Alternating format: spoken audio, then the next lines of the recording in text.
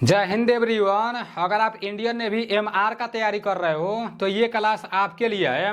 देखो 13 तारीख से इंडियन नेवी का ऑनलाइन चालू हो जाएगा। तो जितने लोग 12 जैसे फिजिक्स केमिस्ट्री मैथ से किए होंगे तो उन लोगों को इंडियन नेवी एसएसआर में ऑनलाइन कराना है। और जितने साथी सिंपल 10 पास होंगे 10 में 50% होगा तो उन लोगों को इंडियन नेवी एमआर में ऑनलाइन कराना है। अब देखो इंडियन नेवी एमआर में टोटल 50 प्रश्न पूछे जाते हैं। 50 प्रश्न में से 25 प्रश्न आपके जीके के रहते हैं, 13 प्रश्न मैथ के रहते हैं और 12 प्रश्न साइंस के रहते हैं। ठीक है ना। तो मतलब 50 प्रश्न में से आप कितना प्रश्न सही करोगे तो फिर आपको दौड़ के लिए बुलाया जाएगा, वो जानना आप लोगों को बहुत जरूरी है। ठीक है ना। और इसका जो मेरिट लिस्ट बनता है मतलब ऑल इंडिया को जैसे हिसाब से बनता है या मतलब जैसे राज्य वाइज बनता है, ये भी आप लोगों को पता होना चाहिए। मतलब कुछ लोग कमेंट भी कर रहे थे कि पिछला कट ऑफ को लेकर आप वीडियो बनाओ।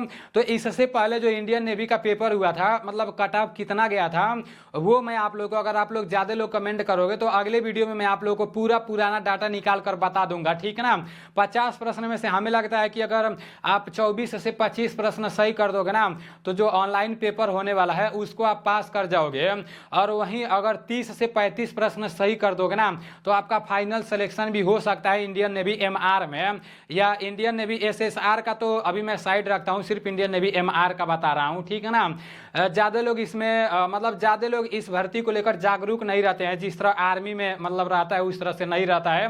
तो जितने लोग भी इसमें फार्म भरने वाले हो ना एकदम मन से तैयारी करो, शायद आपका सिलेक्शन इसी में हो जाए। ठीक है ना। चलते हैं अपने प्रश्नों के तरफ। आप लोग ध्यान से सभी प्रश्नों को देखना। ठीक है ना। ये प्रश्न अगले साल पूछा गया था कि गर्दी कहाँ का लोक नृत्य है। देखो लोक नृत्य से अगले साल प्रश्न पूछा गया था, इस साल भी पूछा जा सकता है। तो लोक नृत्य वाला पूरा मैं आप लोगों को करा दूंगा। ठीक है ना। गर्दी कहाँ का लोक नृत्य है? पुद्दुचेरी, दमन एवं दीप, दादर एवं नागर हवेली और लद्दाख है। तो जो आपका गर्दी है ना वो आपका पुद्दुचेरी का लोक नृत्य है। गर्दी कहाँ का लोक नृत्य है? तो गर्दी आपका पुद्दुचेरी का लोक नृत्य है। अगर गरबा पूछ देगा ना तो वो आपका गुजरात हो जाएगा। आपका नेक्स्ट प्रश्न यहाँ पर दिया है, मोस्ट इंपॉर्टेंट प्रश्न है। ठीक है ना। और ऐसा ही प्रश्न मैं आप लोगों के सामने लाऊंगा। ये प्रश्न दूसरे पेपरों में भी पूछे जा सकते हैं और 100% पूछे जाएंगे। यहाँ पर बोला गया कि वर्तमान में भारत के नौ सेना अध्यक्ष कौन है? आर हरि कुमार, एडमिरल दिनेश कुमार त्रिपाठी, विवेक राम चौधरी और जनरल मनोज पांडे। तो इसका राइट आंसर क्या हो जाएगा? वर्तमान में भारत के 9 सेना अध्यक्ष। आप लोग इंडियन नेवी का तैयारी कर रहे हो ना तो इंडियन नेवी का हिंदी ही होगा 9 सेना अध्यक्ष। ठीक है ना। तो वर्तमान में 9 सेना अध्यक्ष जो है ना वो आपके एडमिरल दिनेश कुमार त्रिपाठी हैं। एडमिरल दिनेश कुमार त्रिपाठी वर्तमान में भारत के 9 सेना अध्यक्ष हैं। ठीक है ना। ये आप लोगों को पता होना चाहिए, ये अभी नए नए बने हैं। और इससे पहले कौन थे? तो इससे पहले कौन थे आप सभी लोगों को पता होना चाहिए। ठीक है ना। इससे पहले आपके मतलब भारत के 9 सेनाध्यक्ष आर हरि कुमार थे। अगर पूछ देगा कि IAF मतलब इंडियन एयरफोर्स जिसे भारतीय वायुसेना बोला जाता है, इंडियन एयरफोर्स के वर्तमान में अध्यक्ष कौन है? तो ये विवेक राम चौधरी है। ठीक है ना। जनरल मनोज पांडे दिया है। पूछ देगा कि भारतीय थल सेना के अध्यक्ष कौन है? तो भारतीय थल सेना के अध्यक्ष कौन है? भारतीय थल सेना के अध्यक्ष जनरल मनोज पांडे है। ठीक है ना। तो ये आप लोग को एकदम जान ही जाना है कि भाई वर्तमान में भारत के 9 सेनाध्यक्ष एडमिरल दिनेश कुमार त्रिपाठी हैं। कंफ्यूजन में नहीं रहना, आर हरि कुमार बदल गए हैं। ठीक है ना। आपका नेक्स्ट प्रश्न यहाँ पर है, तो भारत में डाक व्यवस्था शुरू करने वाला ब्रिटिश गवर्नर जनरल कौन था? तो भारत में डाक व्यवस्था शुरू करने वाला ब्रिटिश गवर्नर जनरल कौन था? आप सभी लोगों को पता होना चाहिए। ठीक है ना। देखो इस चैनल का खास बात यही है कि जो भी प्रश्न आप लोगों के सामने आएगा, ये प्रश्न पहली बार आएगा, आप लोगों के दिमाग में अगर नहीं पता होगा मतलब याद नहीं हो पाएगा, भले से आप लोग याद करो चाहे नहीं करो, लेकिन रेगुलर क्लास करते रहोगे ना तो 100% मैं जितना भी पढ़ाऊंगा वो पूरा मैं याद करा दूंगा। ठीक है ना। बाकी आप कहीं से भी पढ़ोगे, कितना भी पढ़ लोगे, जब याद नहीं होगा तो उस पढ़ने का मतलब ही नहीं निकलेगा। तो इसलिए इस चैनल पर मैं जितना भी पढ़ाऊंगा याद करा दूंगा। यहाँ पर है कि भारत में डाक व्यवस्था शुरू करने वाला ब्रिटिश गवर्नर जनरल कौन था? Lord Dalhousie, Lord वेकेसली, Lord Auckland और लॉर्ड बैटिक है। तो इसका राइट आंसर आपका लॉर्ड डलहौजी हो जाएगा। ठीक है ना। Lord Dalhousie is right answer. याद रखना कल संडे है, कल आप सभी लोगों का मैराथन क्लास चलेगा। जितना भी मैं आप लोगों का पूरा प्रश्न कराया हूँ उसको रिवीजन करके आना। आप लोग कमेंट कर देना कि कल मैं कितना बजे लाइव आऊँगा, ठीक है ना। कल लाइव आप लोगों का जैसे क्लास चलेगा, एक दिन मैं लाइव आया था, थोड़ा सा मिस्टेक हो गया, तो कल मैं लाइव आऊँगा, ठीक है ना। लाइव आप लोग को रिवीजन कर लेना, एक बार रिवीजन करा दूंगा। नेक्स्ट प्रश्न की तरफ चलते हैं। नेक्स्ट है कि बांग्लादेश का राष्ट्रीय पक्षी कौन सा है? सारस, मोर, गौरैया और रोबिन है। तो इसका राइट आंसर क्या हो जाएगा आपका? बांग्लादेश का राष्ट्रीय पक्षी कौन सा है? आप सभी लोगों को ये बात पता होना चाहिए, ठीक है ना। बांग्लादेश का राष्ट्रीय पक्षी आपका रोबिन है, ठीक है ना। भारत का राष्ट्रीय पक्षी कौन सा है? तो भारत का राष्ट्रीय पक्षी आपका मोर है, ठीक है ना। भारत का राष्ट्रीय पक्षी कौन सा है? तो भारत का राष्ट्रीय पक्षी कौन सा है आप सभी लोगों को पता होना चाहिए, ठीक है ना। भारत का राष्ट्रीय पक्षी आपका मोर है, ये आप सभी लोग अपने कॉपी में लिख लो, ठीक है ना। नेक्स्ट प्रश्न की तरफ चलते हैं। नेक्स्ट प्रश्न है निम्न में से कौन नवीकरण ऊर्जा का स्रोत नहीं है? पवन, बिजली, ये ओरिजिनल प्रश्न है, अगली बार का पूछा गया प्रश्न है, अभी तो मैं वही सारा करा रहा हूँ, उसको पूरा याद करा दूंगा। पवन, बिजली, सौर ऊर्जा, ईंधन सेल और पवन ऊर्जा। तो इसका राइट आंसर क्या हो जाएगा? निम्न में से कौन नवीकरण ऊर्जा का स्रोत नहीं है? तो पवन ऊर्जा इसका राइट आंसर हो जाएगा, ठीक है ना। पवन ऊर्जा इज राइट आंसर। आपका नेक्स्ट प्रश्न की तरफ चलते हैं। एनसीसी की स्थापना कब हुई? ये प्रश्न शायद कल भी मैं कराया था, ओरिजिनल प्रश्न है, तो ये मैं कल भी कराया था, ठीक है ना। एनसीसी की स्थापना कब हुई थी? तो एनसीसी का आपका स्थापना 16 अप्रैल 1948 को हुआ था, ठीक है ना। 16 अप्रैल 1948 को एनसीसी का स्थापना हुआ था। प्रतिवर्ष नवंबर माह के चौथे रविवार को एनसीसी दिवस मनाया जाता है। ये मैं अगले वीडियो में बताया था, अगले क्लास में, तो एक साथी कमेंट किए थे कि यहाँ तो नवंबर कुछ है ही नहीं है। तो मेरे भाई नहीं है, इसका स्थापना हुआ 16 अप्रैल 1948 को, लेकिन एनसीसी दर्पण में आप लोग देखोगे तो नवंबर में मतलब उसका एनसीसी दिवस मनाया जाता है, ठीक है ना। प्रश्न यहाँ पर दिया है कि कार्य का एसआई मात्रक क्या है? न्यूटन, जूल, मीटर और नॉन ऑफ दीज है। तो जो कार्य का एसआई मात्रक है ना वो आपका जूल है। कार्य का एसआई मात्रक क्या होता है? तो कार्य का एसआई मात्रक जूल होता है। बल का एसआई मात्रक क्या होगा? तो बल का एसआई मात्रक क्या होगा आप सभी लोगों को पता होना चाहिए, न्यूटन होगा, ठीक है ना। ये आप लोगों को क्लियर पता होना चाहिए। नेक्स्ट प्रश्न की तरफ चलते हैं। नेक्स्ट प्रश्न है एशियाई खेलों की शुरुआत कब हुई थी? 1940, 1945, 1951 और 1980। तो इसका राइट आंसर क्या हो जाएगा? एशियाई खेलों की शुरुआत 1951 में हुई थी, ठीक है ना। एशियाई खेलों की शुरुआत कब से हुई थी? 1951 से हुई थी। दोबारा अगर एशियाई खेल वाला आ जाएगा तो 1951 आप लोगों को भूलना नहीं है, ठीक है ना। नेक्स्ट प्रश्न की तरफ चलते हैं। नेक्स्ट प्रश्न है कि निम्नलिखित पहाड़ी में से किसको ब्लू पर्वत के नाम से जाना जाता है? मतलब किस पहाड़ी को ब्लू पर्वत के नाम से जाना जाता है? पर्वत से रिलेटेड तो प्रश्न अगले साल पूछे गए थे, इस साल भी देखने को मिलेंगे। भारत का सबसे ऊंचा, सबसे छोटा, लंबा, नीचा, ये सब पूछा गया था, ठीक है ना। तो ये पूरा मैं कवर कराऊंगा। खासी पहाड़ियाँ, नीलगिरी पहाड़ियाँ और अरावली पहाड़ियाँ नॉन ऑफ दीज। निम्नलिखित पहाड़ी में से किसको ब्लू पर्वत के नाम से जाना जाता है? तो इसका राइट आंसर नीलगिरी पहाड़ियाँ हो जाएगा, ठीक है ना। नीलगिरी पहाड़ियाँ को ब्लू पर्वत के नाम से जाना जाता है, आप सभी लोगों को पता होना चाहिए।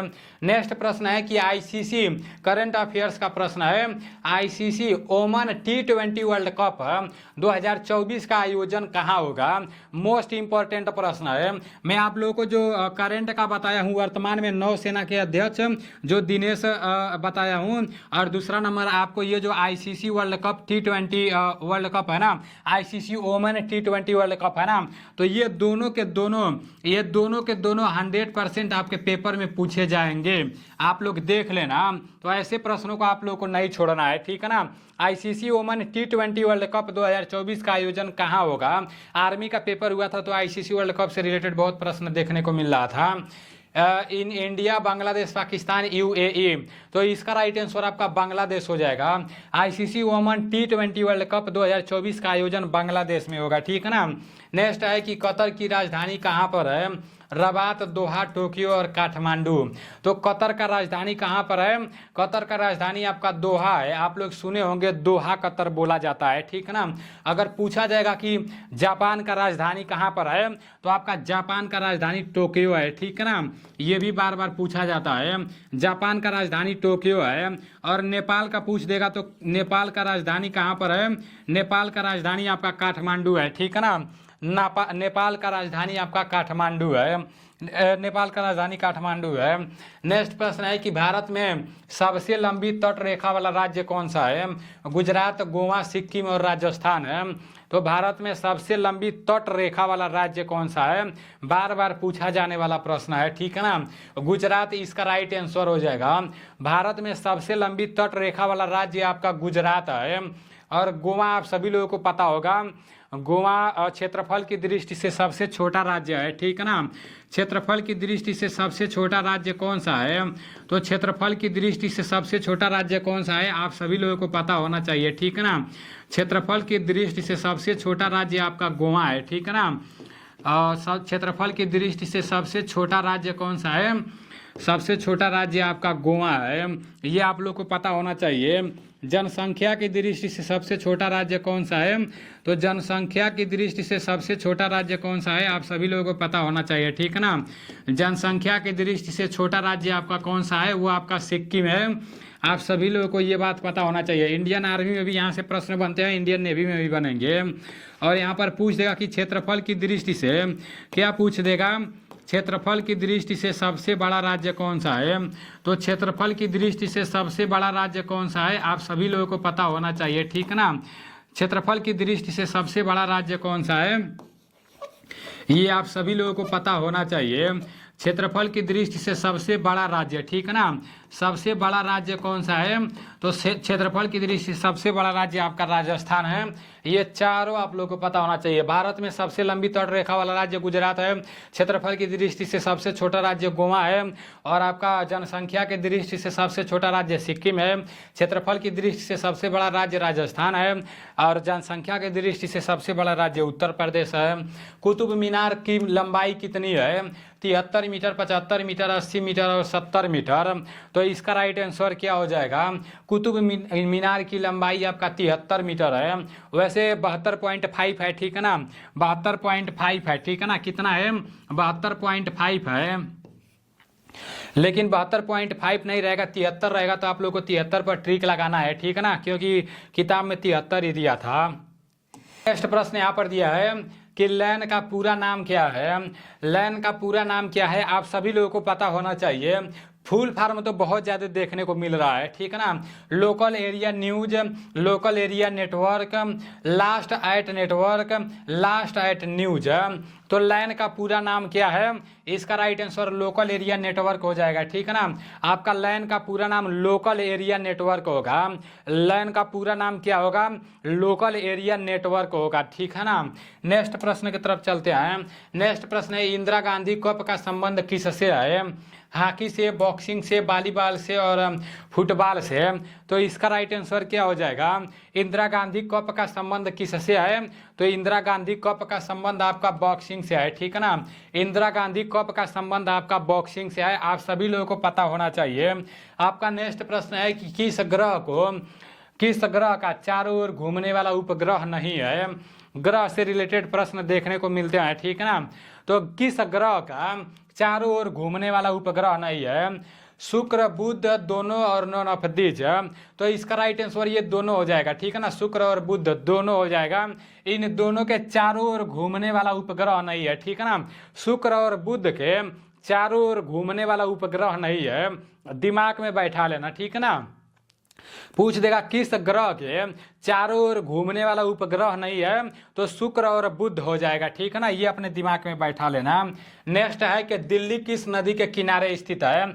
ये तो ना जाने कितनी बार मैं आप लोगों को कराया हूँ कि दिल्ली किस नदी के किनारे स्थित है। तो दिल्ली यमुना नदी के किनारे स्थित है। और आपका इलाहाबाद हो गया, इलाहाबाद हो गया, आप सभी लोगों को पता होना चाहिए, ठीक है ना। आपका इलाहाबाद हो गया, उसके बाद से आपका वाराणसी हो गया, वाराणसी हो गया, उसके बाद से आपका क्या हो गया? इलाहाबाद, वाराणसी हो गया, उसके बाद से आपका कानपुर हो गया, कानपुर हो गया, ठीक है ना। उसके बाद से आपका हरिद्वार हो गया, हरिद्वार हो गया, ये सभी आप लोगों को लिख लेना है, ठीक है ना। हरिद्वार हो गया, उसके बाद से आपका क्या हो गया, हरिद्वार हो गया।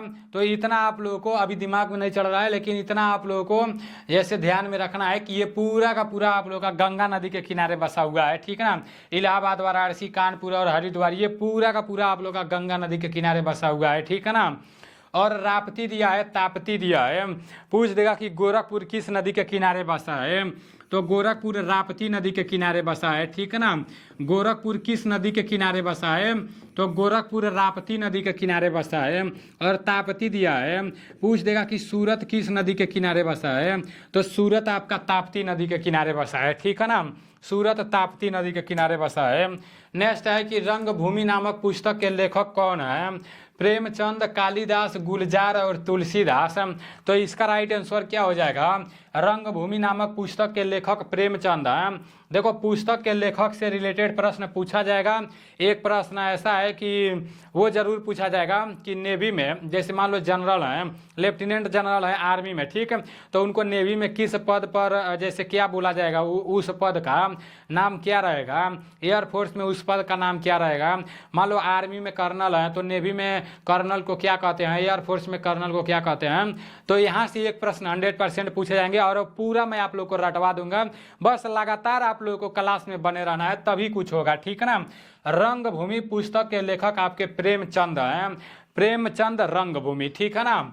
नेक्स्ट प्रश्न की तरफ चलते हैं। नेक्स्ट प्रश्न है कि भारतीय संविधान कब से लागू हुआ था, 26 नवंबर 1950, 26 जनवरी 1950, 15 अगस्त 1950 और 9 ऑफ दीज है। तो इसका राइट आंसर आपका 26 जनवरी 1950 हो जाएगा, ठीक है ना। भारतीय संविधान कब लागू हुआ, तो 26 जनवरी 1950 इज राइट आंसर। नेक्स्ट है वायुसेना के विंग कमांडर। देखो वो प्रश्न आ गया जो मैं आप लोगों को बोल रहा था, वायुसेना के विंग कमांडर, ठीक है ना। वायुसेना के विंग कमांडर थल सेना में किस पद के समान होते हैं, मेजर, लेफ्टिनेंट कर्नल, कर्नल और ब्रिगेडियर। तो इसका राइट आंसर क्या हो जाएगा, जो वायुसेना के विंग कमांडर होते हैं ना, वो थल सेना में किस पद के समान होते हैं, तो थल सेना में लेफ्टिनेंट कर्नल होते हैं। थल सेना में जो लेफ्टिनेंट कर्नल होंगे वो वायुसेना में विंग कमांडर होंगे, ठीक है ना। याद रखना, थल सेना में जो आपके लेफ्टिनेंट कर्नल होंगे, ठीक है ना, वो वायुसेना में विंग कमांडर होंगे। याद रखना, फिर से दोबारा रिवीजन कराऊंगा कल, तो देख लेना एक बार, ठीक है ना। आपका नेक्स्ट प्रश्न यहाँ पर है कि किस वर्ष में महात्मा गांधी ने असहयोग आंदोलन वापस ले लिया था।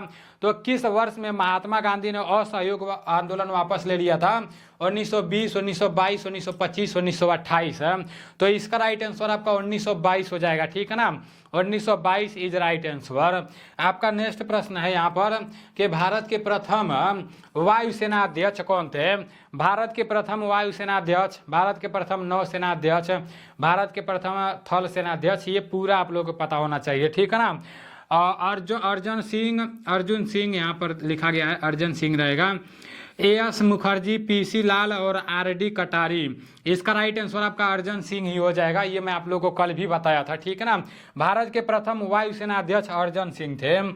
नेक्स्ट है कि सिंधु घाटी सभ्यता के धोलावीरा स्थल भारत के किस राज्य में स्थित है, राजस्थान, पंजाब, गुजरात और हरियाणा। ये तो मैं आप लोग को कई बार कराया हूँ, ठीक है ना।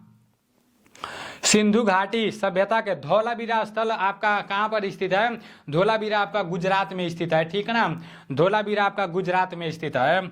आपका नेक्स्ट प्रश्न है कि हमारा सौरमंडल की आकाश गंगा का हिस्सा है, हमारे सौरमंडल का आकाश गंगा किसका हिस्सा है, आप सभी लोगों को पता होना चाहिए। एंड्रोमेडा, ट्रायंगुलम, मिल्की वे और नॉन ऑफ दीज। तो इसका राइट आंसर एंड्रोमेडा हो जाएगा, ठीक है ना। Andromeda is right answer. Next प्रश्न की तरफ चलते हैं और आपका लास्ट प्रश्न है कि नौसेना के लेफ्टिनेंट कमांडर, ये तो मैं आप लोग को एकदम रटवा दूंगा, ठीक है ना। नौसेना के लेफ्टिनेंट कमांडर के समतुल्य थल सेना में कौन सा पद है, मेजर, लेफ्टिनेंट कर्नल, कप्तान और कर्नल है।